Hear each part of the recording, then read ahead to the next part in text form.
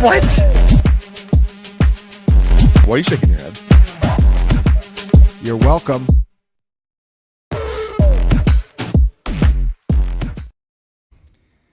Yo, what is going on? Welcome into Week 10 Cashing Points. I'm Graham, joined by Ryan Heath and Scott Barrett. We'll be walking through this Week 10 main slate, 10 games, guys. 6 of them have a total above 47 or higher. Fun slate, really fun slate. Before we dive in, I wanted to make note that we are 50% off here at Fantasy Points. Our NFL Premium package is the one that you need to get Scott's article, Ryan's great advanced matchup article. Scott's slate breakdown is great. DFS projections every single week, and our staff's NFL best bets. Again, we are 50% off. Gets you in for the rest of the season. Scott, your article comes out tomorrow morning. Make sure you're subscribed before that drops. Guys, let's get right into it. Really, really fun slate. I'm going to get started with the best game. I think the best game of the entire slate, and especially the 1 p.m. slate. It's Ravens Vikings. Ravens getting 4 points. Total is 48.5. Just a lot of fun angles in this game. Lamar Jackson obviously has slate wrecking potential. Scott projects really well. Obviously, it's him and Josh Allen at the top. And I think the only real question with Lamar is, like, you know, do we stack him with what looks to be pretty chalky Zay Flowers, who's like a decent technical value, but getting a bunch of ownership in kind of that you know, low 6 range because there's nowhere else to really go there. What do you think of Lamar? What do you think of Henry? What do you think of the Ravens? Yeah, I think this is really one of my favorite plays of the entire slate. Lamar Jackson, last year, this year, easily the number 1 quarterback in fantasy, outscoring the next closest quarterback by at least 3 fantasy points per game. That's in each of the last 2 seasons. And I don't really know what this Ravens defense is. I'm guessing they're average, but if you look at our schedule adjusted stuff, they're bottom 5. They had some brutal injuries to start the year. They're a lot healthier now, but really we just don't know if this is a bottom 5 defense, or if this is just like a competitive game where the Ravens ask Lamar to be Superman. I expect him to deliver. Like, this might unlock, like I said, the best fantasy quarterback. This might unlock an extra level to his game. So I'm really bullish about this. Also really like Derrick Henry. So maybe it's just a question of, you know, I think I'm going to have a ton of Lamar Jackson exposure and then exposure to Derrick Henry on my non-Lamar teams. For the stack, obviously Zay Flowers looks really good. He's one of the chalkiest players in the entire slate. But I also really like Mark Andrews. I think he's a tremendous value, underrated upside. We'll talk about, but if you look at the correlations, like when Lamar Jackson really has a spike week, he almost always brings Mark Andrews with him. Andrews has hit double-digit fantasy points in 9 of his last 11 games, averages 13.2 over that span. Even over his last 17, he averages 13.1 and 18.5 in the top 50% of those games. So only 3,400. Love Zay Flowers. That one's just kind of obvious. Cash play even. And then Mark Andrews a little bit more under the radar. I'm with you on Andrews. This is a good schematic matchup for him, too. He leads this team in targets per route run against too high. Obviously, Vikings deploy the most too high coverage in the league at 70%, blitzing a ton, not want to leave their cornerbacks on islands. Ryan, any other angles on this Ravens side? There's a lot to break down here. What's your thoughts on Derrick Henry? Yeah, Henry is while Lamar in the passing game is great, and I do have one thing to add, but I do want to talk about Henry first. He's just one of my favorite GPP plays at the running back position. There's kind of this thought, I think, in the community that, well, he hasn't had that many like big games this year. The efficiency hasn't been the same, hasn't really been the old Derrick Henry. Maybe he's not quite the same player he was I think he still is. I think he's kind of just run into a lot of weird bad luck this season. Obviously, Lamar missing a bunch of time doesn't help. The Ravens losing a lot of games doesn't help. He's always been one of the most game script sensitive players in fantasy. But since joining the Ravens, he averages over 22 DraftKings fantasy points per game in wins. And his efficiency on the ground this year has actually been really good whenever Lamar has been on the field with him. Whether you look at yards per carry, yards after contact per attempt, explosive run rate, all of these in his games with Lamar are actually better than what he was averaging in 2024 from an efficiency perspective on the ground. So Vikings have been very much a run funnel this year, very vulnerable to zone concepts, very vulnerable to outside runs. So I do think this could be like the Derrick Henry smash game that everyone's kind of been waiting for. So yeah, want to play either him or Lamar in a big chunk of my lineups. And then the last like Ravens guy I want to mention is Rashad Bateman. Very kind of off the wall galaxy brain type of play. I think it only really works just because Lamar's such a good play. Flowers going to be so popular. But the Vikings have really gotten roasted on the outside when you look at schedule adjusted points per game allowed. All three of their starting corners are bottom 10 among 90 qualifying defensive backs in PPR allowed per coverage snap the past 4 weeks. So even though Bateman only has like one game above 10 DraftKings points this year, he is still playing a full-time role on the outside. He's 3,900. I think there are worse punts to go to than him, especially on a slate where you really need to save salary and it's very difficult to do so. So I just want to throw him in there in like some percentage of my Lamar lineups. It kind of, just another alternative way to stack up Lamar. Yeah, I like that. If you're 150 maxing for sure, like you said, very, very tight salary slate, so that makes a lot of sense. One way to save some salary this week is JJ McCarthy. I've kind of gone back and forth on this. I think I'm in on McCarthy, 4,900. Scott, you kind of opened up by saying, like, I'm not sure if this Ravens defense is very good, and I think you're kind of onto it. Like, they've improved the last 3 weeks. There's no doubt about it. I mean, they held the Rams to 17, held the Bears in check. They were, pretty much shut out the Dolphins on Thursday night, 2 weeks or last week, I guess it was. But 4,900 for McCarthy is a great price. The floor's been solid, but I'm interested simply because the Ravens should push. I mean, Baltimore leads all teams in touchdowns per possession, better than the Bills, better than the Chiefs, better than the Lions, better than the Colts. McCarthy has not thrown for more than 25 pass attempts in a single game this year. Opponents against the Ravens are that might be pushing. Dating back to high school, actually. No, bro, I know. It's like, this has been a theme of his career at Michigan too. This is a spot though where I think they're gonna have to push. Scott, what do you think of Vikings? What do you think of McCarthy stacks? I mean, the stack is so easy. You can double him, or just play Addison, who I think is a pretty decent value right now. Yeah, he is a bit of an enigma because people wrote him off as like the biggest bust in years just because he had a high ankle sprain in his second start. I mean, he came out of the gates roaring in the first quarter of that game and then kind of wasn't great, but he did beat the Lions. And yeah, I think the bottom line is, like, whatever you think about him, is the track record on Kevin O'Connell quarterbacks is incredible. Where Carson Wentz, before his shoulder fell off of his body, Nick Mullins with 400-yard games in 2 of his 3 starts, Josh Dobbs, the Kevin O'Connell QB1 is so money. And so I see like the DFS sharps gravitating towards McCarthy in this contest. There's concerns regarding how much he passes, but maybe not when you're probably trailing against the Ravens. And it's just the upside here because he's so cheap, because Jordan Addison, like you said, is cheap and has this upside. Personally, this is just a YKB thing for me. I love Lamar Jackson. I think like DraftKings has been underpricing the highest end guys, and Lamar is the highest of the high. And so I'm just going to go there. I'm probably not going to mess around. But yeah, you can look at Justin Jefferson as the bring back. He has the favorable schematic. Personally, I prefer Addison just because this is a drum I've been beating for several since the second half of last season, is we're underrating him. We're overrating Justin Jefferson over the last, it's going to be in the article, but it's over the last like 12 games together.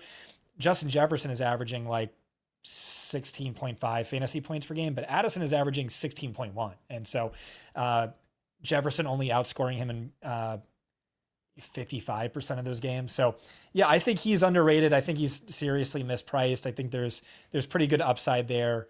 But to me, really the allure, I think, is Lamar or Henry. And I probably don't have as much faith in the Vikings. I don't think you have to bring back any Viking with Lamar stacks, but I do like Addison. I'm with you on that. He's like wide receiver 14 by points per game, not priced as that. He's like wide receiver 19 or 20 in pricing. Ryan, you got any more thoughts on the Viking side here? We're pretty much just staying away from this backfield, obviously, with Aaron Jones back, but Addison, Jefferson, how do those two guys stack up to you? Yeah, I mean, no real interest in the backfield, as you said. I will just say on McCarthy, like, if the argument is that they've been so run heavy in all of his starts, to me, that's almost like more of an argument against him. Like, this is a Kevin O'Connell offense we're talking about, where this guy always wants to be at a high P-row until he got his hands on JJ McCarthy. Like, to me, that's like a bit of a concern, probably dings his upside in my mind, at least. But yeah, I will say, yeah, Jefferson's schematic matchup, a little bit better. Ravens playing top 4 rate of single high. That just tends to funnel more targets to Jefferson over Addison. So I would prefer Jefferson as the bring back, but yeah, I would agree. I don't think you really need one. I hear you on the lack of upside with McCarthy. My only pushback is he's priced cheaper than Trevor Lawrence. He's priced significantly cheaper than Bryce Young on DraftKings. Those guys just have literally no upside. So, it really is a price thing, I think, with McCarthy. If he were 5,500, we probably wouldn't really spend much time talking about him. We'll keep it moving, though. Patriots, Bucks, another great game. 48.5 total. Bucks are 2.5-point favorites. Ryan, I'll throw it back to you, man. You're our resident Patriot. Drake May is kind of in a nice pricing range this week on DraftKings, man. I like it a lot. We got Allen, Lamar, I think it's, even though it's a tight pricing slate, I think it's still pretty easy to get up to one of those two. Should reduce some of the ownership off of May. I'm not sure if that should be the case, though. I mean, Lamar is the number 1 quarterback in the league against the blitz. It's important against the Vikings, but Drake May is number 2, and that's important this week against this Bucs team that obviously blitzes a ton. We got a little bit of a condensed target share this week, too, with no Kayshon Boutte.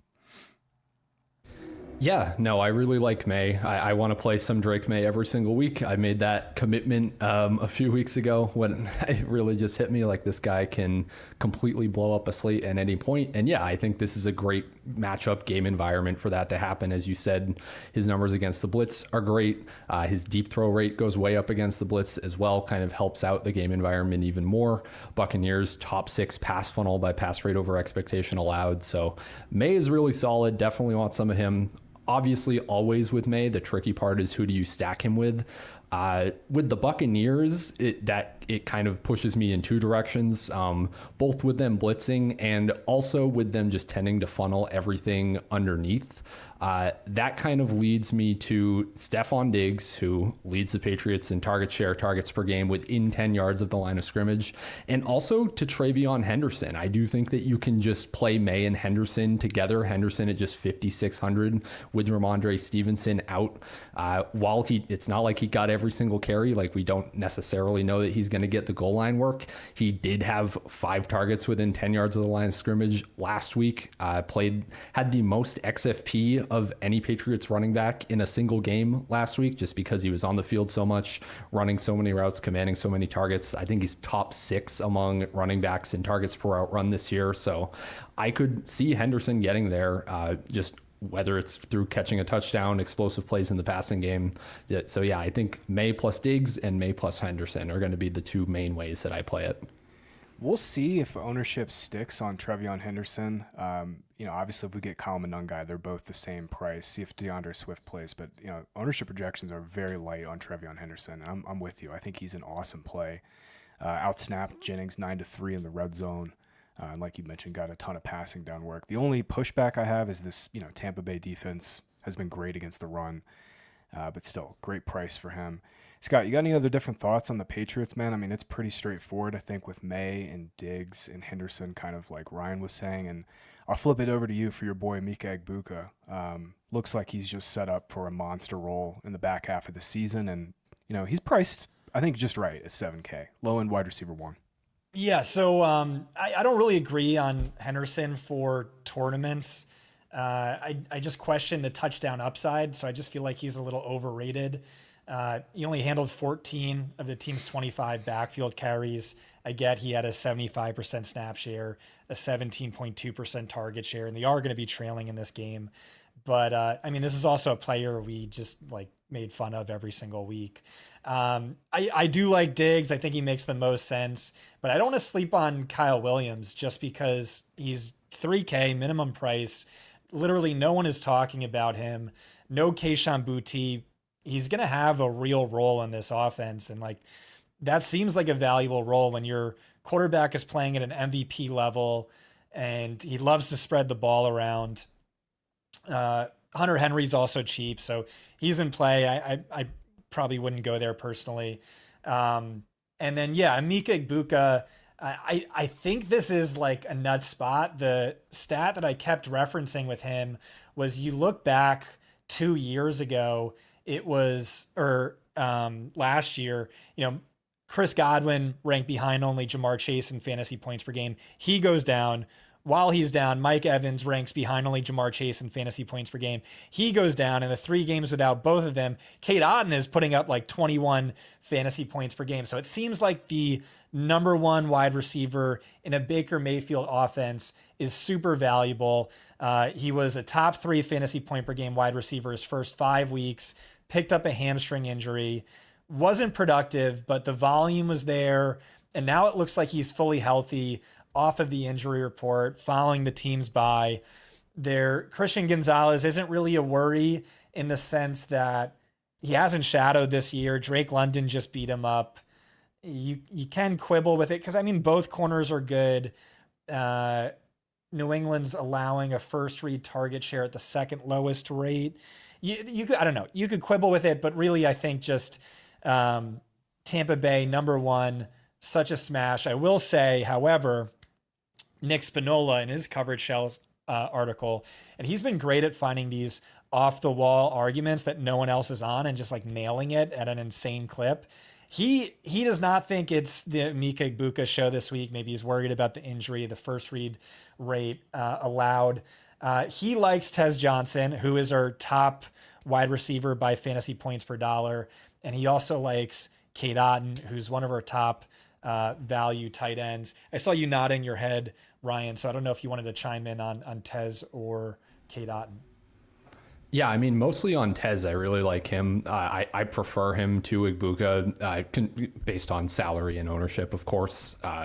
Yeah, I think he's a really solid play. A couple weeks ago, we wrote him up in the Everything Report as like a potential second half of the fantasy season type of hero. He's only 4,500 coming off a career high 25% target share, career high in route participation in their game before the bye. Patriots have been pretty vulnerable to outside receivers. So yeah, I think on a slate where it's pretty hard to save salary and we really are starved for wide receivers that have actual upside that you can pay down to, I think Tez just fits in really well to a lot of builds. So I'm going to have quite a lot more than a 7% ownership projection implies. Yeah, definitely makes a ton of stacks for Baker doubles. Egbuka, though, I mean, I think you kind of buried the lead at the top, Scott. I think it is kind of the nuts spot. I mean, the last game, 38% target share. Coming out of the bye, him and Baker are both healthy. Tez is definitely projects as a good value. Him and Juwan Jennings both projects as decent values. But yeah, I'm on Egbuka big time. No Bucky Irving. Rashad White's in a brutal matchup here, though. A little bit of concern, too, that Sean Tucker mixed in. He's just, priced up as 6,400. We're going to be all over Rico Dowdle this week. I don't really think we can go to Rashad, but I did want to throw him out there. All right, I think that'll cover it for this game. We'll keep it moving. Giants and Bears. The Bears are 4.5-point favorites. Total is 47. I mentioned a minute ago, DeAndre Swift missed practice earlier this week and came back, but he's now had this personal issue. I hope everything's okay with him, but he did not practice on Friday. If he doesn't practice, Kyle Monangai is going to push for the most ownership among running backs on the slate, 5,600. We'll just have to see on that one. Ryan, I'll kick it to you for your thoughts on the Bears. Caleb Williams, 6K. He's been extremely boom or bust this year, but I think his boom weeks have been pretty predictable in the sense that they've come in mostly his like identifiably good matchups. Really just one bad week against the Ravens in a good matchup, I suppose. But 6K, the stack, though, has just gotten sketchy. I mean, Rome Odunze gets goose-egged last week. On paper, this is a good schematic matchup for Odunze against this Giants team that plays a ton of man coverage. What are you thinking with the Bears here? Yeah, that's just really it. At least from a schematic perspective, I think this is one of the best matchups that Caleb and Odunze have had all year.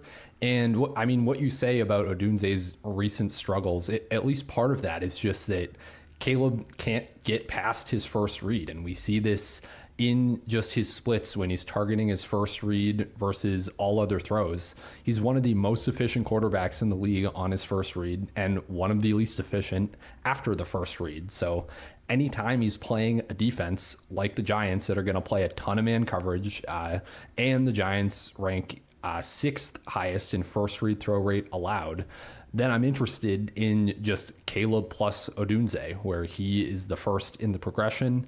And it just kind of works perfectly, especially if he's only going to be 4% owned like we're currently projecting. Just, yeah, all of the first read splits are amazing. The man zone splits are amazing for Caleb, 44% higher adjusted net yards per attempt. Same thing with Rome Odunze. Target per out run goes up to 0.32 against man, which is wide receiver 6. And this Giants defense just in general has been very beatable. Top 5 pass funnel by P-roll allowed, 5th most yards per game allowed on throws 20 or more yards downfield. So I really like just going with Caleb Odunze. Really nice contrarian tournament stack, can kind of play all the chalk around it. You can bring it back on the other end, with maybe not with a Wandale, probably a Darius Slayton would be my preference if you do use a bring back here. That's going to be one of my favorite tournament stacks there. Yeah, I love the Odunze call. He has been hurt, dealing with this like ankle foot injury. Hopefully, he got the little extra rest this week, and hopefully he's good to go. Scott, I'll kick it to you for your Giants and your boy Jackson Dart. I have no clue what DraftKings is doing with Dart's price, 5,700. It's just way, way too cheap for this guy. He's basically the third most productive rookie quarterback in his starts all time. More productive than Jaden Daniels so far. Just scored 27 last week, and another good matchup here against the Bears. Yeah, I really don't know why we would play Caleb when we could just play Jackson Dart. He ranks 4th in fantasy points per dropback, behind only Lamar Jackson, Josh Allen, and Jalen Hurts. By fantasy points per start, he again ranks 4th best, behind only Lamar Jackson, Josh Allen, Patrick Mahomes. He's over 1K cheaper than all those other names. It's a top 6 matchup on paper. He's the chalk, sure, but not by a lot. I'm showing 8%. I think he should be way above that. He's my cash quarterback this week. Well, it's him or Lamar. And the only note here is keep an eye on the weather in this game. It's currently 15 mile per hour winds with a chance of snow or a chance of rain. Yeah, I was looking into that this afternoon. The total hasn't moved yet. I think it actually went up from 46.5 to 47. So we'll see. Good note though. I'm with you on Dart. Your point on Caleb Williams, Ryan, is well taken. I mean, the dude has had a great ceiling this year. He's basically been top 10 or top 5 in fantasy points among quarterbacks in 4 games. Below that, and his other 4 games pretty much outside the top 18. But I'm with Scott. I think Dart is once again the best quarterback play on the slate, pound for pound, until he gets into the 6K range. It's just it's pretty stupid. I was calling Dart the best quarterback of the slate last week. I'm going to do it again this week. I'm with you on Darius Slayton, Ryan. I think you mentioned Slayton. He has just missed on some massive scores. Had a touchdown called back due to a penalty 2 weeks ago. He dropped the touchdown last week that he should have had. You look at his 5 games without Malik Neighbors over the last 2 years. He's been at 32, 27, 15, 21, and 21% of the targets. Wandale Robinson certainly has the better on-paper matchup. Bears have been getting killed by slot receivers, but Slayton has some nice upside as the kind of shot, big play guy. I'm going to be playing some Dart and Slayton, Dart and Robinson for sure, and I like your Rome call, so that's an easy bring back. We'll see on this backfield, like I was saying at the top of this game. Obviously, Monungai would be the nuts once again, 5,600 for him. We'll keep it moving here, guys. Bills and Dolphins. Bills are massive 9.5-point favorites. This total is 50. Scott, you and I were going back and forth with Chris in our projections call earlier this morning about the top of the quarterback slate, and I'm with you. I think Lamar should be the number one quarterback in terms of projections, just in terms of like ceiling and floor. Allen is right there with him, just huge spread against this Dolphins team that is just trash.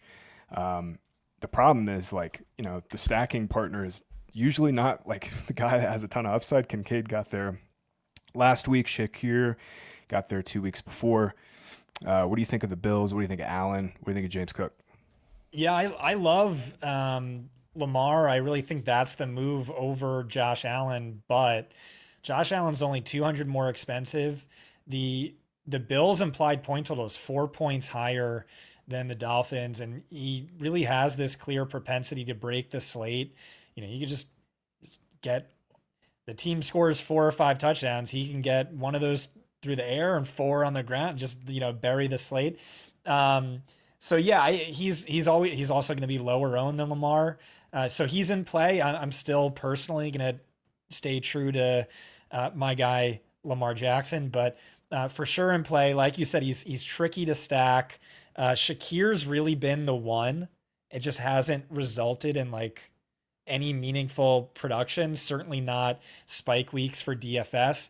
Dalton Kincaid has had some spike weeks. He's had a 100-yard game in 2 of his last 3, but he's also still very much a part-time player. He ranks 38th among tight ends in routes per game. He's just at 50%. I don't see that changing. He ranks 3rd in yards per route run, behind only JSN and Puka, which is insane. But yeah, just a part-time player. Like you said, tough to stack. Maybe you just trot him out naked. You don't stack him with James Cook, that's for sure. He's really Buffalo's Derrick Henry this year. One of the most game script sensitive running backs in fantasy. He has 1 catch since September. And so that's a concern. He's going to be volatile, but he does tend to really smash in these games where it's not competitive. Josh Allen, you typically play in games it's competitive. Buffalo needs him to be Superman. He delivers. And then you play James Cook in all the other spots. And this is one of those spots. If you've read me for a long time and if you're an XFP acolyte, you think James Cook's sort of a trap, but the dude just has this propensity to rip off these 60-yard touchdown runs. It feels like he's averaging 1.5 per victory.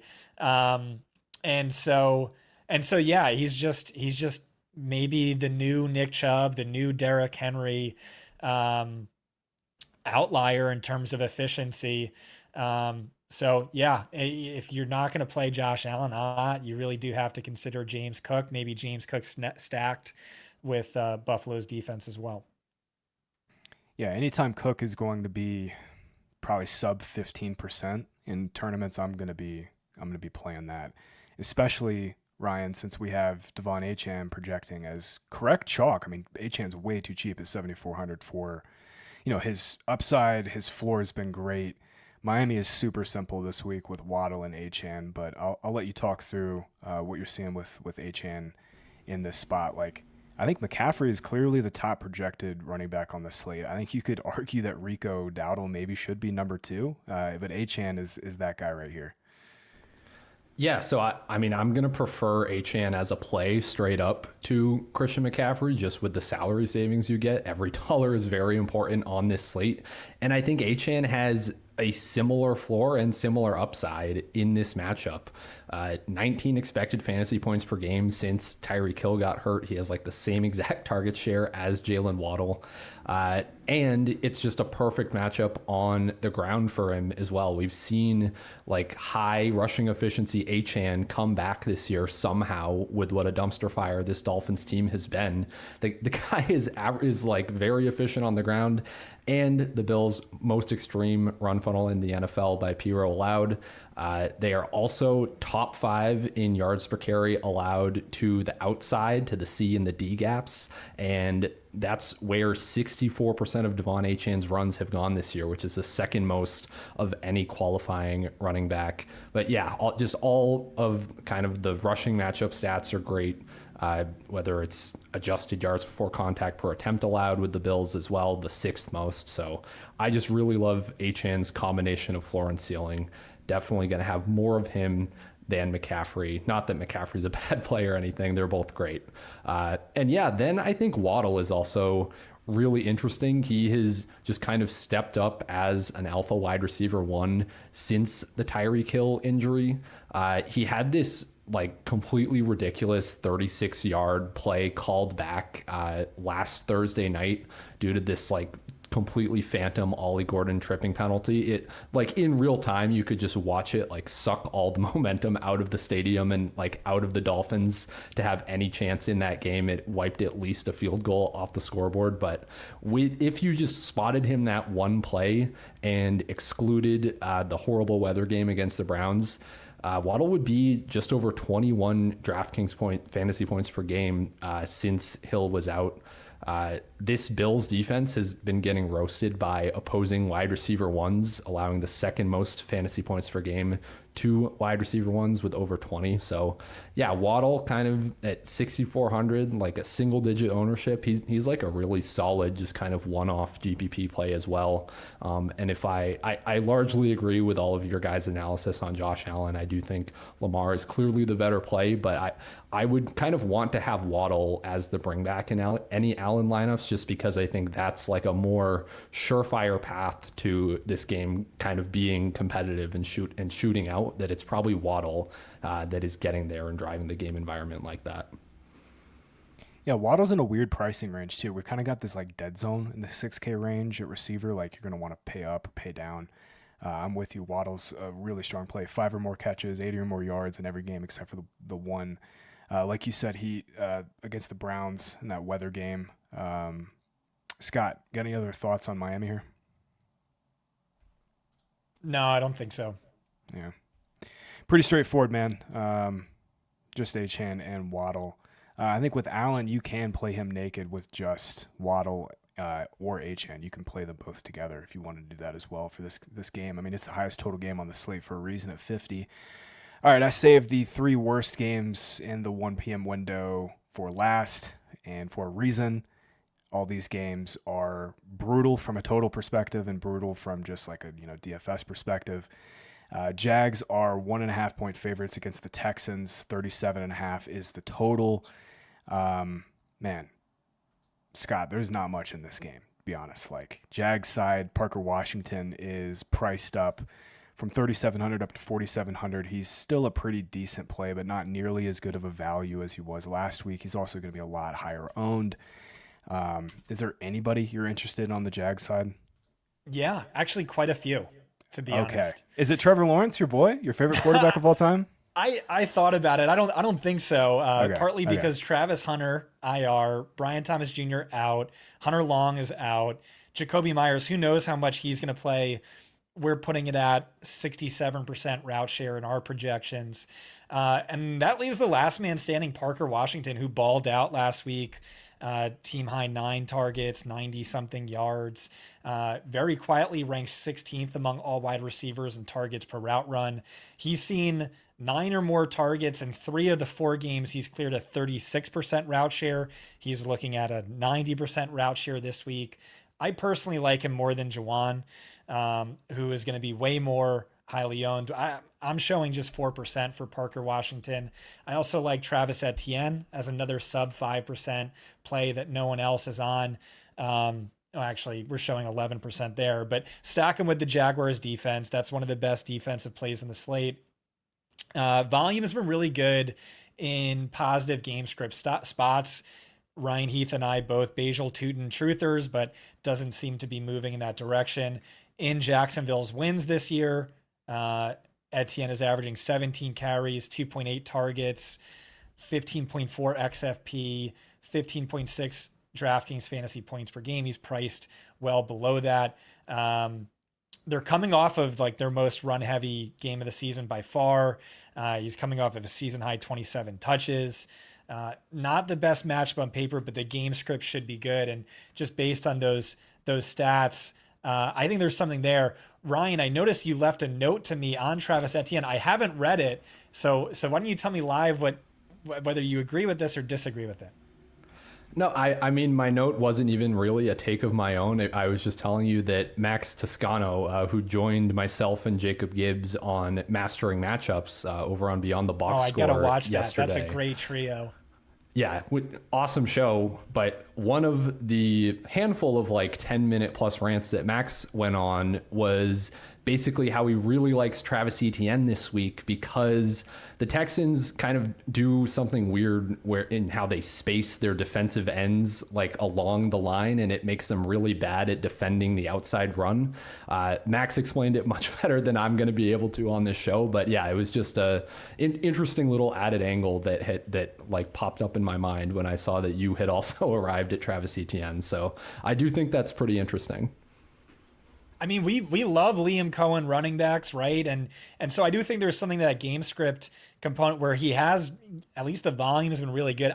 To me, there's only like two real I just cited a stat regarding the wins, but there was only two real games where they, had a lead throughout and won the game. And it was week 1 where he did great. And it was this past week. And so, yeah, that's just another angle no one's on, but like, I totally get why we're avoiding this game and we don't feel great about it. Also, I've always criticized Trevor Lawrence for just locking on to his first reads. I feel like he has to do that with Parker Washington, and just the way Parker Washington's not an elite separator. He's just like running these shallow route where he's just immediately open because the defense is giving it to him. So I see high PPR potential for him. And then on the Houston side, despite, Davis Mills being the quarterback, and the line moving 4.5 points against the Texans, which really surprised me, given how poorly CJ Stroud has played. This is something I'm really excited to see. CJ Stroud, one of the least accurate quarterbacks in football this year, one of the worst sack eaters of the last 3 years. I've been speculating that this is a CJ Stroud issue, maybe a pre-snap recognition thing, because the pressure he's getting, but like Max Toscano, our boy, just really disagrees with that, thinks, no, this is just one of the worst offensive lines ever. And Vegas is kind of siding with Max, it looks like. But despite this, Ryan, you're pretty bullish on Nico. So I wanted to hear your argument there. Yeah, so it starts with it kind of similarly to what you're saying. Maybe Vegas is overrating Stroud a little bit, because I think whatever you think of Stroud, like the most important thing for whether this Texans offense is going to function is whether they're constantly getting pressured, right? I tweeted out the splits a couple of days ago, but essentially if you just look at games where Stroud was pressured on fewer than 40% of his dropbacks, Nico Collins is a wide receiver 1. Is averaging over 5 fantasy points over expectation relative to his volume in those games. Last week we see Davis Mills come in early in the second quarter, and so through 3 quarters of play he feeds Collins 20.8 expected fantasy points, gets him 6 inches away from scoring a touchdown at the goal line. So that's interesting to me. It is very possible that this is one of the better weeks the Texans have had just in terms of functional offense with how this matchup kind of shakes out. The Jaguars, from an on paper perspective, allowing the 3rd most schedule adjusted to opposing outside wide receivers, 4th most yards per game allowed on the deep ball this year. We saw Nico completely go off against them for over 26 DraftKings points against them back in week 3. And it just getting even more ridiculously deep into this than we probably should. Since the Jaguars traded for Greg Newsome because they said that he fit their scheme better than Tyson Campbell, their defense has been worse, and they've kind of very oddly moved to a lot more man coverage and a lot more single high looks, which also happens to be what they did against the Texans last time they played. All of that is just inviting Nico Collins to completely roast them. Collins ranks 4th best in yards per outrun against single high among all wide receivers since the start of last season. So yeah, with him at 6,700, like relatively affordable for a receiver with his upside, I really like him as a GPP play against my better judgment, maybe. But yeah, it all comes back to me for like the total. It's so low, but I don't know. Like teams have been choosing to throw on the Jaguars. Both these teams are top 6 in pace. Like I just keep finding reasons the more I dig in to believe that this could be a Nico blow up spot. Like despite everything that the total and the projections should be telling us. I mean, Ryan, you know I've been a Nico hater on this show all year, but I think this is the first week to get on. Jags just don't really have a pass rush. And to your point about the coverages, it's because they're blitzing so much. They play a lot of, they kind of switched up their scheme to blitz a lot more because they're not getting any pressure with their front four. So they're playing man behind it. And we saw that with Geno last week. Geno just spammed Brock Bowers over the middle. Jags just didn't even try to cover him. Great spot for Nico. 6,700, cheapest he's been all year. That was really my only take in this game. I'm surprised we spent this long on it. Scott, I think you mentioned Jags defense. They pop is probably the best value on this slate, but I also like Texans defense. If you want to make a rule and just say, hey, I want to play one of these two defenses in every single lineup, I think you could do that, especially Houston defense. Fully healthy against Trevor Lawrence without his cast of weapons. We'll keep it going here, guys. Browns and Jets. This line is 2 in favor of the Browns. It moved in the middle of the week after the Jets traded Quinnen Williams and Sauce Gardner away. Total is 37.5, same as the Jags. Texans, this is the 2 of the lowest total games we've had all year. I think it's like the 4th and 5th lowest total we've had in a game all year, so just not a whole lot of fantasy goodness here. Scott, I'll kick it to you for your thoughts on this game. Quinshon Judkins kind of sticks out to me as a pretty decent tournament play. Jets were already giving up the 8th most yards per game to opposing running backs on the ground. Now no Quinnen Williams. And, Rico Dowdle, we'll get to him in just a moment. He's 6,300. He's going to be mega chalk for all the good reasons. He's an amazing play. But I think Judkins is going to be like a quarter of that ownership and certainly stands out in this spot. What do you think of Browns? Yeah, I think the only play really is Quinshon Judkins. I mean, Jerry Jeudy is like so cheap these days. Bro, don't do it. Sauce Gardner, just exclude him. Exclude him. I can't do it. I wrote up Quinshon. I really just regurgitated what Ryan Heath had in advanced matchups. I thought that was great. So I'll let Ryan take it. Yeah, so biggest thing with Judkins is the Browns are 2.5 point favorites this week. In their 2 wins where Judkins has played, Judkins is averaging over 21 DraftKings fantasy points per game on just under 18 expected fantasy points per game. Both of those would be top 3 marks among running backs on this slate. He's only priced as the RB8.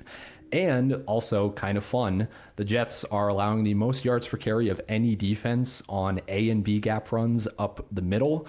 And they just traded away Quinnen Williams. And this is like what they do a ton with Judkins. 62% of his runs this year have gone up the middle. Jets a top 5 run funnel. Like there's just a million reasons to think he is an amazing play. Yeah, there are so many great like 6K range running backs this week. As great as Rico Dowdle is, like I do want to mix it up a lot. And Judkins is going to be one of the best ways to do that. 3 running back builds have been the way to go all year in DFS. I think we're going to see that again this week, but this might be the first week that I don't try and pay up for at least one of McCaffrey or JT or Bijan in every lineup, because like you said, this is such a good week for the 6K range. I really like Judkins with Browns defense. On this Jets side, we really don't actually know who's starting. The books have Fields in. We're projecting Fields in. Pretty much the whole industry has Fields in. Aaron Glenn is trolling Jets media and not answering who his starter is going to be. It might be Tyrod, because the last time he named a starter, it was Tyrod. Then apparently he got hurt in practice or banged up his knee and wasn't able to play, and Fields played all right against the Bengals. Guys, I don't think I can really do it with Justin Fields. I certainly see the upside. I mean, he's crushed in his easy matchups, and he's gotten crushed in his bad matchups against the Broncos and Bills. Done absolutely nothing. He has a floor of 4. His ceiling is 25-30. Ryan, we'll go with like the idea that Fields is starting. Again, it could be Tyrod. He's 5,200. Certainly has some upside. What do you think of this Jets team here? Yeah, so there are two. There's one very easy argument for Fields, and there's one slightly harder argument. The very easy one is that he is. There are two outcomes with Fields. It's either below 5 fantasy points or 20, 25 plus. To your point, maybe not like the best on paper matchup for this to be the Fields blow up game. But kind of going back into what is making me want to play Fields into just 2% ownership with the field. The Browns play a ton of man coverage, and that is the only thing that Justin Fields has been productive against this season, essentially.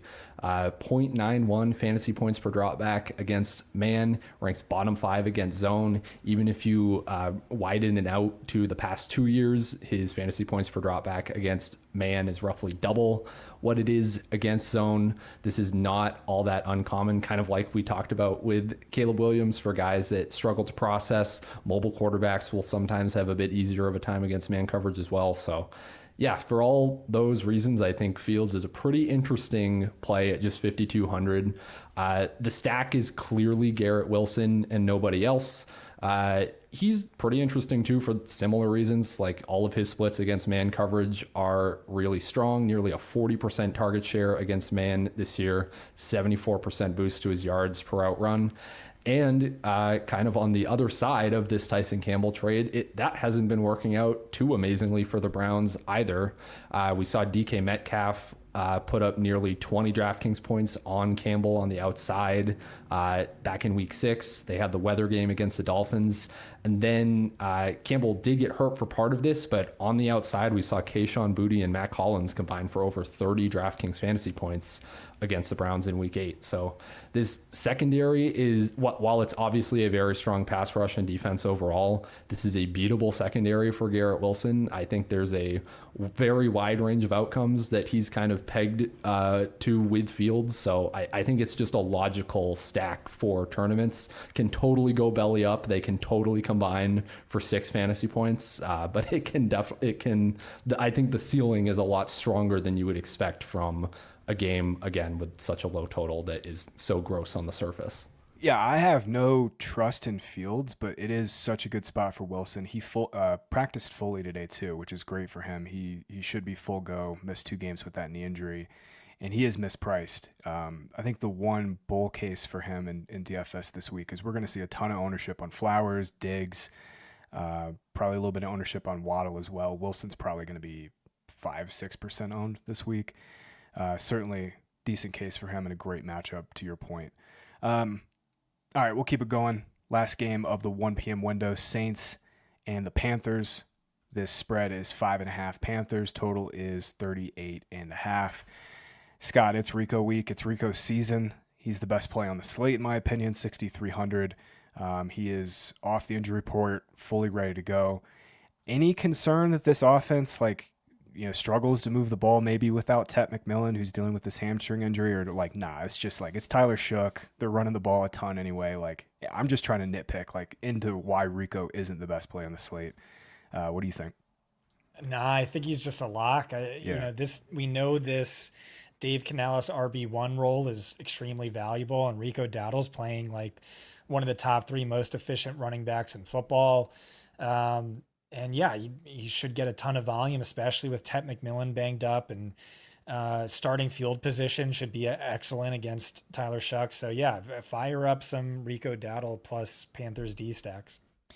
Yeah, it's the nuts on FanDuel. Panthers defense is 3,600. That is really, really cheap over there. My FanDuel lineups are all going to have Rico and Panthers defense in them. On the Saints side, boys, I think I'm just fully fading it until we see something from Tyler Shook. I mean, this offense has just really, really struggled. Panthers defense has been better this season. Saints can't run the ball. Ryan, I'll throw it to you. I feel like I'm lobbing you a grenade with the Saints because this is the worst offense on the slate. Juwan Johnson is 3,700. Roll has been good. He gets kind of more of a relative bump, I think, in targets just because Olave was already near the top. I don't really have a whole lot of interest, though. What do you think? Yeah, I feel like these last 2 gross games I've had a lot to talk about and to Galaxy Brain on. I do not have much with the Saints here. The closest I'll get is Yeah, I think if Jawan was like 3K, I might be willing to stick my neck out for him. But at 3,700, it's just like, man, like to make the argument for him, yeah, with Shaheed being gone, with Tyler Shuck and Jawan Johnson having that college connection, because Tyler Shuck is so old, they were college teammates. And also, Panthers play a ton of cover three. We've seen tight ends kind of beat up on their cover three this year. And it was Shaheed that Shuck was throwing 40% of his targets to against cover three last week. So, yeah, to your point, I do think Jawan is like the most likely to absorb some of that against zone. So I'd prefer him to Olave as a play just because you need a lot less from a 3,700 tight end for it to be worth it. But yeah, I don't think either of them are great. Olave, yeah, the XFP is great, but I just can't care about the XFP until we actually see this offense do something. Yeah, 25% off target throw rate from Tyler Shuck. Not great at all, but yeah, play volume should be, okay this week for Johnson. All right, we'll keep it going. Well, let's talk about a better game here. Cardinals and Seahawks. Seahawks are 6.5-point favorites. This total is 45.5. Scott, man, I mean, Sam Darnold's like, in my opinion, should be the MVP. Like, he's 12-1 in MVP odds. I think he should be like at least the favorite, 4 or 5-1 up there with, Allen and Stafford. Yeah, he's a really strong tournament play, I think, again this week. What do you think about Seattle, JSN, Darnold, and the spot here? Yeah, honestly, I kind of feel similarly to how I felt about Jackson Dart versus Caleb Williams. I think I would just play Jacoby Brissett. I think he's one of the more underrated plays of the slate. He's so cheap. He's 4,600. No one's rostering him, 4% ownership projection. But he's averaging 23.4 DraftKings fantasy points per game in his 3 starts. Yeah, I mean, he got Kyler Murray benched, right? And the stack is easy because Trey McBride is just going absolutely nuclear with him. So that would be my lean. And then, yeah, on the bring back, I feel like it should be easy. It's the JSN show in Seattle. Ryan really likes this spot for him, so I'll let Ryan talk about that. But that's, maybe that's a little contrarian, but that's my lean.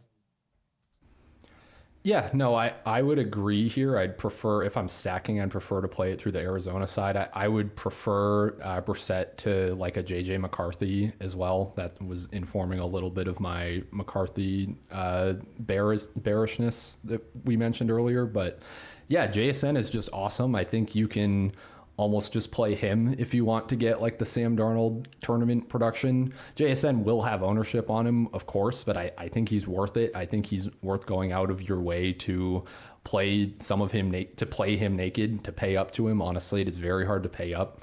And the reason for that is, yeah, this just looks like an incredible schematic matchup all around. Cardinals play a ton of cover 4.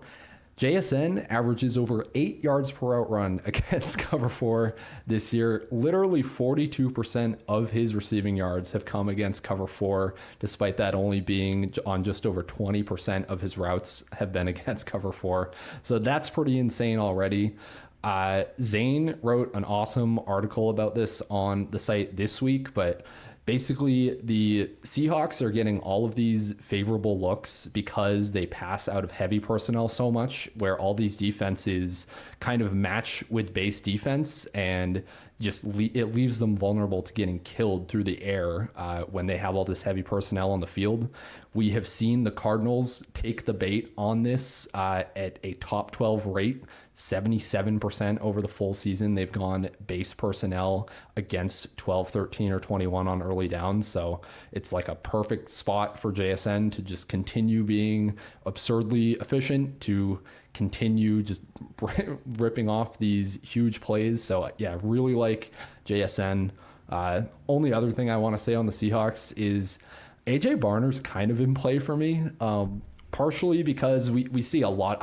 We see a lot of teams kind of just dink and dunk in the shallow area against the Cardinals. Don't think that really hurts JSN, but I do think it makes Barner interesting, depending on whether Cooper Kupp plays or not. I know he was His participation was upgraded on Friday, so watch that. But yeah, Barnard just 3,100 season high route participation, 25% of the team's targets within 10 yards last week. You can get the goal line rushing TD now. Apparently that is in his repertoire. So he's like an okay tight end dart throw.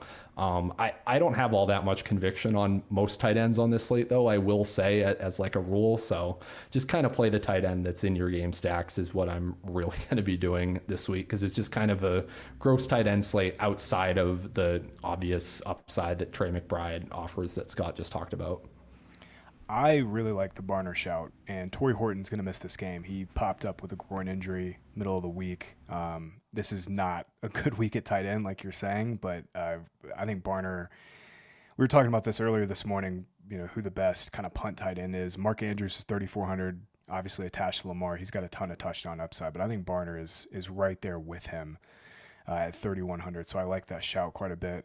We got a question from chat with Jacoby. Do you double stack with Harrison? And I think you can, absolutely. Harrison's 5,300. It's obviously a way more difficult matchup this week for Harrison. He just got the nut in a matchup last week against Dallas. But you kind of play this game out in your head. Seattle is the best run defense in the league. If they're not the best, they're top three. Seattle should push the scoring pace, kind of take, put Cardinals' foot on the gas a little bit. You can absolutely double Brissett with Harrison and McBride. I'm with Scott, though, that I think McBride and Brissett is the way to go. Brissett is extremely cheap on DraftKings, a little less so on FanDuel. 4,600 for him on DraftKings is an awesome price. I don't want to throw away the ceiling, though, for Sam Darnold, though. I mean, he's 5,800. He's been one of the best fantasy quarterbacks quietly this season. Scored 30 in 2 of his last 3 games. The ceiling is really strong for him. But yeah, Brissett probably a slightly better value. I think that's it. We're pretty much avoiding both these backfields, so we'll keep it moving here. Rams and 49ers for the second to last game in the 425 window. Rams 4.5-point favorites. This total is 49.5. Obviously a ton of fantasy upside. Scott, I'll throw it to you first, man. I mean, Stafford is just like, he's at the 2021 level of production, efficiency.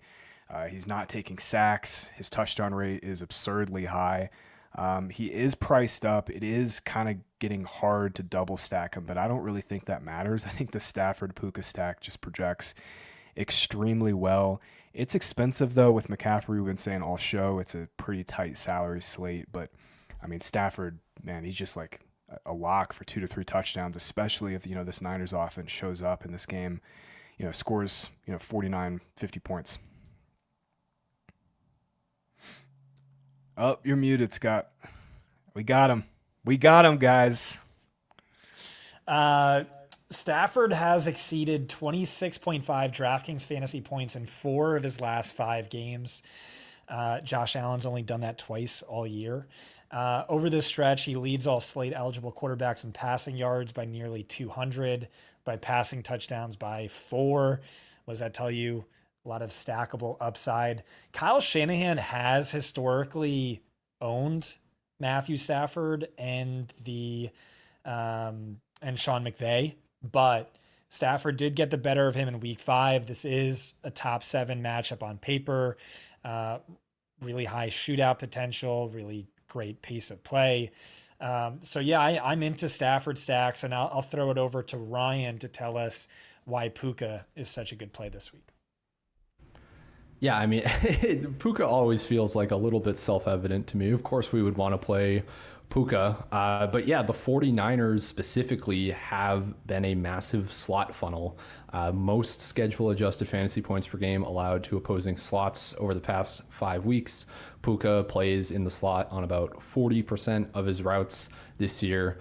Obviously, just the usage, the efficiency is all just league bests. So yeah, very obvious to me why you would want to play Puka 8,700. I think you can just single him with Stafford, kind of as you were saying earlier, Graham. It gets very hard to afford the Devontae Adams double on this slate. If you can, by all means do it. Like, Adams still leads the NFL in end zone targets. The upside of that double stack, I do think, is very massive. But Adams and Puka have only gone over 20 DK together in 2 games this year. Last time these teams played in week 5, it was actually Kyren Williams that went off. 49ers have also kind of been funneling targets to opposing backfields, top 5 schedule adjusted to backfields over the past 5 weeks through the air. So that's like one way to think about it. I don't know that I need to do that though. Like that was also the game that Blake Corum fumbled. Kyren played every snap. That is not what we are seeing from the Rams backfield recently. They are now pretty much just alternating drives. So I do think the Kyren upside is not as good as we have gotten accustomed to over the past couple seasons. So yeah, I would just keep it really simple. Go Stafford plus Puka. You can bring it back with CMC. That also gets very expensive, but it is possible. So that's my preferred way to play this game, and I'll give it to you guys for the rest of the 49ers. Yeah, I think Mac Jones is a really strong tournament play. Floor's been really good. Obviously, Scott, you were saying this game should be up in pace, but the stack is so simple. Kittle is now 4,500. There could be some lingering concerns that he's not fully healthy, but I mean, he's had a full-time role. Target share started to come up quite a bit. And again, he's the cheapest he's been in a very, very long time. I think Jake had the stat. This is like the cheapest he's been in 4 or 5 years. It's certainly a way to get up to Puka at the top. Mac Jones with McCaffrey also makes some sense. Just say, we'll capture all this 49ers touchdown upside with 2 plays, but I do think max stacks make quite a bit, especially for game stacks here to get up to Puka, because he is kind of hard to pay for at 8,700. Scott, what do you think? I'm not into it personally. Okay. I think George Kittle's clearly hurt. Okay. Ranked second worst in ass since he came back. I think Jawan is also hurt. Like, he's done nothing despite really good volume in recent weeks. He has like 5 broken ribs, allegedly, a high ankle, low ankle, a shoulder at 20%. So I don't know. It doesn't, I mean, maybe I'm being too harsh here. Mac Jones still, balling out by yards per game and whatnot. But looking at what Stafford's done in comparison, I think I would just gravitate towards that personally.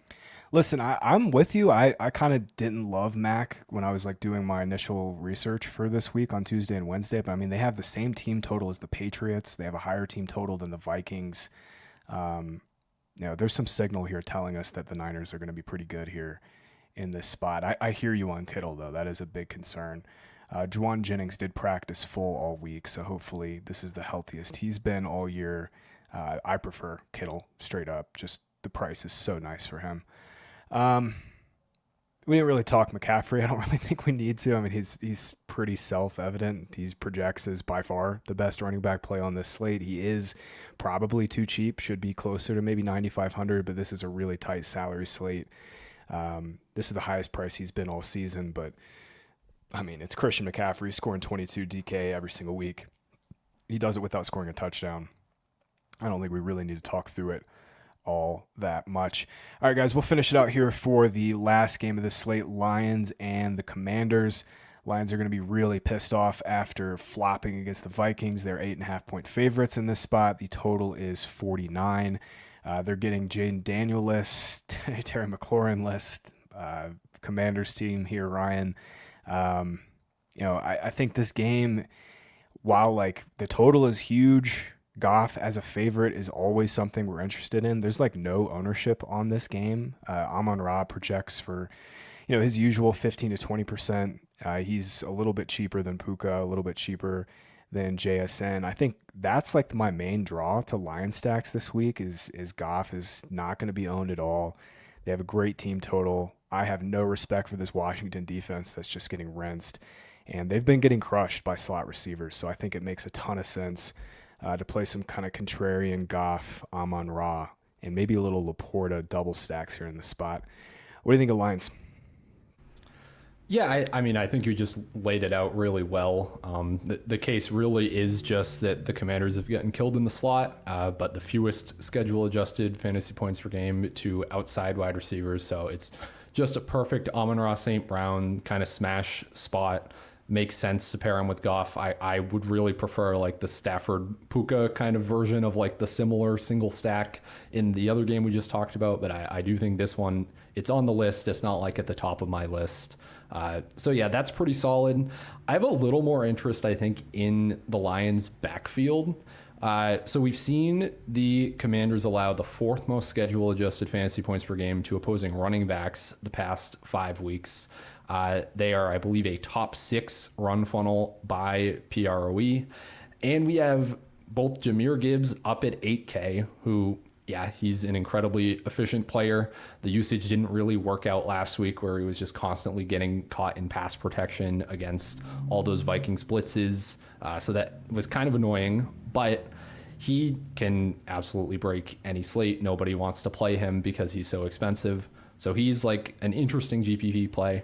I think I prefer David Montgomery at salary, though. He's down at just 5K, which really goes a long way on this slate, as we've been talking about. And we saw his usage improve last week up to 63% of the backfield's XFP. This is an 8-point spread, and this wasn't the case last week, but over the entire season, we have seen the backfield lean more toward Montgomery whenever the Lions are leading by multiple scores, goes up to a 54% carry share, 58% XFP share. Monty doesn't have to do like a ton at just 5K for him to be like the optimal and to post a tournament winning score. Just a couple of touchdowns will probably do it if the Lions are just controlling this game. So yeah, Monty is actually the guy I'm most interested in pound for pound here on the Lions side. Yeah, it makes sense. Tons of touchdown upside. Like I said, I don't have any respect for this Washington defense either. So 28.5 team total certainly makes sense. Scott, I'll throw it to you for your thoughts on Washington. Just looking at our projections, I think Marcus Mariota is he's okay on DraftKings, but I think we all prefer Brissett, McCarthy. I probably prefer Mac Jones as well, but on FanDuel, he's like minimum 6,300 in our points per dollar rankings here on the site. He is by far the best value on FanDuel. The only stacking partner I think really that's in play that has upside is Debo, but I question if he's healthy. He had this heel foot injury a couple weeks ago, and I mean, Scott, he's never been a guy who plays well through injury. We got him again, folks. Jeez. Oh, no. Amateur hour, Bush League.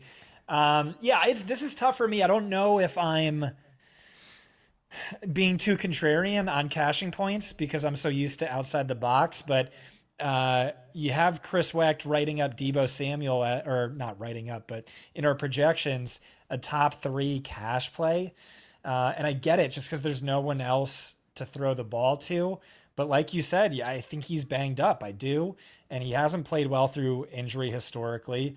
Also, two of the 3 games that Mariota started, Debo had under 15 receiving yards. So he's a fade for me in tournaments. But paradoxically, I do kind of like Mariota, especially on FanDuel.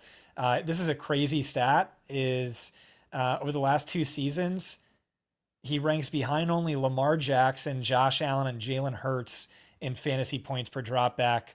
You have to reduce that just because, no one else is healthy and whatnot. But he is an underrated player for sure, and he is a great value over there.